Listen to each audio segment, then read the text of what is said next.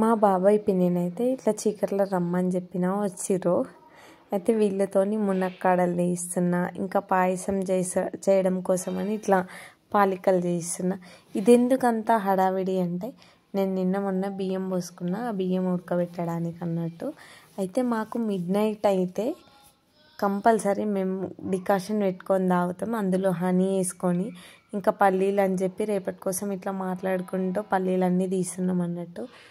మా బాబాయ్ పిన్ని నా కోసం చాలా హెల్ప్ చేస్తారు నిజంగా. ఇంకొకటి, పిల్లలు ఉంటే పని అస్సలు అవ్వదు. అందుకే పొద్దున్నే లేచి పిల్లల్ని స్కూల్కి అయితే వెళ్ళగొట్టేసిన. పిల్లలకి ఎగ్జైట్మెంట్ ఏమి ఉండదు ఒడి బియ్యంలో, ఇంకా వాళ్ళ స్కూల్ డుమ్మా అన్నట్టు. ఇంకా పిల్లలు పోగానే పనులు స్టార్ట్ అయినాయి. మా బాబాయ్ టమాటా చట్నీ కోసం టమాటాలు కట్ చేస్తున్నాడు. ఇంకా నాదేముంది, స్నానం చేసి దీపం ముట్టించి ఇట్లా రెడీ అయ్యి అటు ఇటు తిరగడమే, పై మెరుగులేమని. ఇంకా మా పిన్ని, మా అమ్మ వచ్చింది, కొంచెం పని అయిపోయినాకనే వచ్చింది.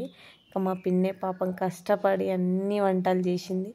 థ్యాంక్స్ పిన్ని, నీకు కూడా నేను ఇట్లనే హెల్ప్ చేస్తా. నేను చెప్పగానే మా పిన్ని ఇది కాదన్నదు. ఇంకొకటి, వడిబియ్యం వండితే పసుపు బొట్టు మెయిన్ ఇంపార్టెంట్. పసుపు బొట్టు పంచడం కోసమే మనం ఒడిలో పోసుకున్న బియ్యాన్ని ప్రసాదంగా ముత్తైదులకు అందరికీ ఇస్తామనుకోండి. ఇంకా మా ఇంట్లో వెరైటీస్ సాంబారు, ఇది వంకాయ మసాలా. ఇంకా ఇందులో ఏముందా అని నేను మూత తీసిన, కానీ ఏమీ లేదు, ఖాళీ గిన్నె పెట్టారు ఇందులో. ఇంకా నేను బగారన్నం చేసినాం అన్నట్టు. బగారన్నం అయితేనే కొంచెం వడిబియ్యం తినడానికి ఉంటుంది అని. ఇంకా బెల్లంతో పాలికలు చేసినాం కదా నైట్, పాయసం చేసినాం. ఇంకా ఈ బ్యాట్స్ తినడానికి ముత్తైదువులు వచ్చి మంచి దీవెనలు ఇస్తే మనకి ఇంకా మంచి జరుగుతుందని ఎవ్వరు వడి బియ్యం పోసినా ఇట్లా వండి ఒక 5 ఇస్తరాకులు బయటికి వేయాలని మన పెద్దోళ్ళు చెప్తారు. ఇస్తరాకులు అంటే నేను ప్లాస్టిక్ వాటిని పెట్టకుండా ఈసారి ఇవి కావాలని తీసుకున్నా. నాకెప్పుడో గుర్తు చిన్నగా ఉన్నప్పుడు నేను ఇలాంటి ఆకులలో తిన్నా, మళ్ళీ నాకు ఇలాంటి ఆకులలో పెట్టాలనిపించి నేను ఇవి ప్రిపేర్ చేసిన అన్నట్టు. నిజంగా వడిబియ్యం పోసుకోవాలంటే చాలా అదృష్టం ఉండాలి. పోసే వాళ్ళకన్నా పోసుకునే వాళ్ళే చాలా అదృష్టవంతులు.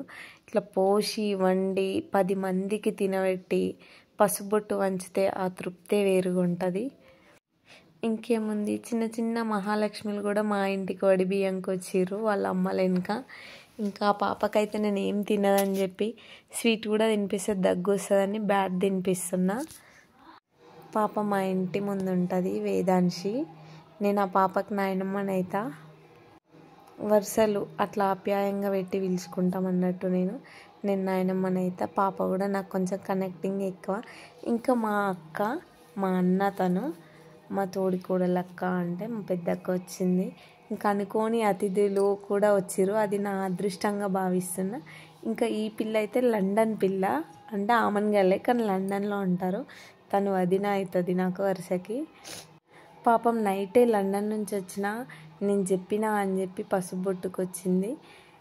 చాలా హ్యాపీగా అనిపించింది. పాప అయితే ఏం తింటలేదు, ఓన్లీ బ్యాట్స్ స్వీట్ మాత్రమే తినింది. ఏదైతే నేను మనకున్న దాంట్లో 10 మందితో హ్యాపీగా ఉంటే అంతే చాలబ్బా, ఇంకేం అవసరం లేదనిపిస్తుంది. ఇంకా కొంతమంది మిస్ అయ్యండి, ఎందుకంటే రేపు పెళ్ళిళ్ళు అవి ఉన్నాయి కాబట్టి వాళ్ళు రాలేకపోయారు.